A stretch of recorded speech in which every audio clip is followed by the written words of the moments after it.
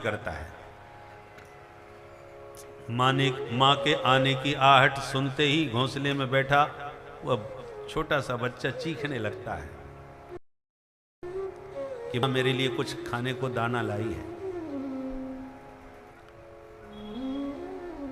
जैसे जंगल में गई हुई गौ माता का नन्हा सा बछड़ा सूर्यास्त होती रमा रमा करके मां से मिलने को छटपटाता है, और जैसे परदेश गए हुए प्रियतम को एक एक पल जैसे उसकी प्राण प्रिया पत्नी याद करती है, हे प्यारे ऐसे ही मैं तुम्हारे लिए पल पल तड़पूं,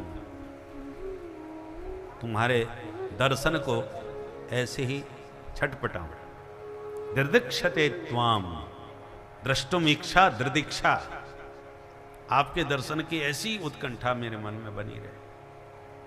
चौथा पुरुषार्थ है मोक्ष। तो भक्तों को जरा मुक्ति पसंद नहीं है। हम और तुम एक ही हो गए। अरे शक्कर क्या जाने वो कितनी मीठी है, ये तो पाने वाला जानता है उसकी मिठास का आनंद।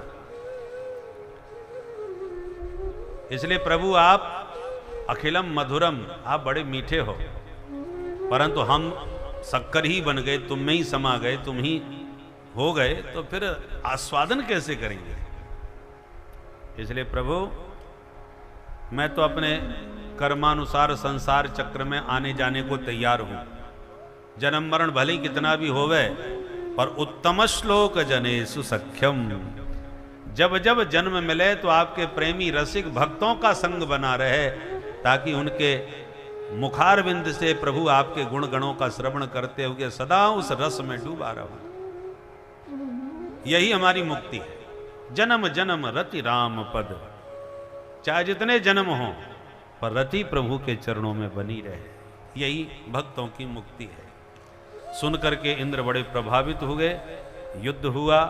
युद्ध में इंद्र ने वज्र से दोनों हाथ वृत्तासुर के काट दिए, तो वृत्तासुर ने कुपित होकर मुंह में धर के इंद्र को ही गटक लिया, निगल लिया।